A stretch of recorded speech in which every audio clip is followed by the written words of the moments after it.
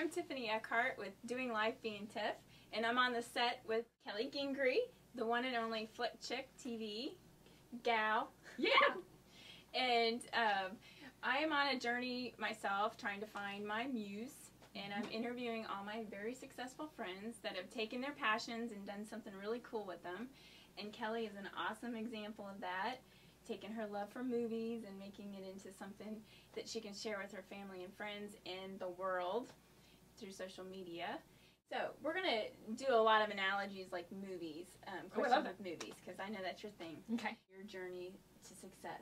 Is it a comedy, mystery, indie film? Science fiction. Science fiction. So my journey of where I am now to maybe how I started this whole crazy thing. Exactly. You know what? My favorite genre is musical. Right. And so there are a lot of elements in musicals where, in most movies, there's conflict and resolution. Something happens and then something's resolved. So maybe I would say that because I had an event kind of happen that started my journey. And wow, a lot of things have happened since then, and here I am. So, right.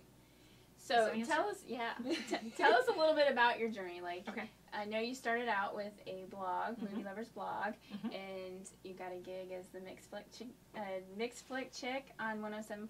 Right. And now you have a TV, Flick Chick TV website. So give us those little details. Like, how did you get to this I literally fell into it. About 4 years ago, we were on a family vacation in New York City. And I fell on the New York subway. I fell between the subway car pulled up, and we were standing on a platform, and I went to get on, and there was a hustle bustle, and my leg slipped between the subway car and the platform. It's just my left leg. And I went down, and I mean literally within a split second, a man was walking toward me, and he lifted me up. So I fell down, he lifted me up, he looked me in the eye and said, "Are you okay?" And I was still in shock.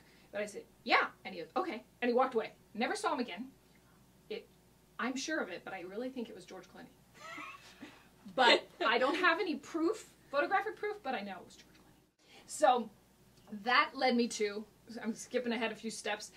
I was okay, but then very short hours later, my leg was very bad, and I was laid up for a while. So when we got home, I just was always on the computer, like this. And I started blogging. I had never blogged before. I didn't know much about blogging. This is 4 years ago. And I love movies, so I would just send these funny things to my girlfriends and to my family about movies, about celebrities. I'd find funny pictures. I talked about movies I liked because I already had people, even before this, that my friends would say, talk about movies. Did you see this? What do you think? Right. And I was always kind of giving people my opinions, or I don't think you'd like that, or oh, you would really love this movie, you've never heard of it. And so I love doing that. I love sharing that stuff. So I did it kind of with my blog. So that kind of led itself into, then I found Twitter and Facebook, and so I was talking about movies on all of those things, and that led to my Mixed Flick Chick gig, which then eventually led to Flick Chick TV. I graduated from the blogging. I realized very quickly that I like talking about it, not just writing about it. Because you're so good at it. I do like to talk. And so I would make funny videos, and then people liked them. Go figure. And so they liked them, and I'd get good feedback. And if you give me good feedback and tell me I'm funny, encourage you, I'm yours. I stick like glue. So that kind of led, and then a friend from Twitter said, "Hey, I heard they're looking for a gal to talk about movies on the radio. Mixed Flick Chick, blah, blah." Led to that. I totally hounded Mark Dancer, the DJ, and said, "Pick me." And I do that, and then it led to Flick Chick TV because Jason, my partner in Flick Chick TV, knew I liked to make videos, knew I was already reviewing movies for the radio, and said, "Why don't we combine the two? You could review movies, we could make videos of them, set up a website." So we got the whole kit and caboodle. That really helps in understanding the journey and how you got to where you are. But how did you fall in love with movies? And do you have any mentors that... Well, I do. My dad is probably my biggest mentor when it comes to movies and entertainment, because he was a kid growing up in the 30s that loved movies. He was an only kid, and he would go to the movies every weekend. So he transferred that love to me when I was young. He took me to, I was going to movies with him when I was 4 or 5 years old, and he had movie books all over the house, and I would sit and read them. I love the pictures. I love old movies. I'm crazy about musicals and old movies. And so he really just instilled his love of movies in me. So, I mean, I was 8 years old going to see Casablanca. I'm the only kid in my school who knows Humphrey Bogart. Everybody else is talking about David Cassidy. I was kind of an outcast. Who's David Cassidy? Just kidding. If there is a movie of the journey of success for the Flick Chick, what actress would you cast as Kelly Gingery? Ooh, that's a good question. I think probably of a modern day actress that I most in my mind think that I would like to play me. Is that kind of what you're asking? Yeah, exactly. Do you know, I like Lauren Graham.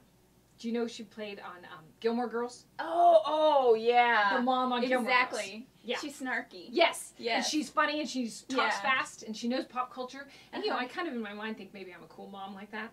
My daughter, not so much. But she doesn't think that. But so I think I would like her. Because Yeah. she talks fast. I think you're right. I think you know. that would be perfect. I love that. Yeah. So we'll put a little word Yeah, in. we'll call her. Yeah. Lauren, Call her. are you free? Are you Surprises? surprised at how it's developed? Yes. Yeah.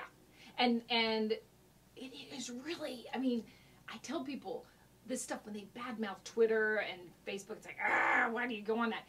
It is so great for just learning about your town, your friends, your people, whatever. I mean, I know so much more about Columbus, movies, your passion. Right. It just opens it up, you know, and you find and you connect with. So it's not. That's what I love. I say, yeah, I'm connecting with people online, on Facebook, on Twitter, but then I meet them in person, and you can connect with them. I know so many people from that. Well, that's how we're friends. Exactly. Yeah. So that's important.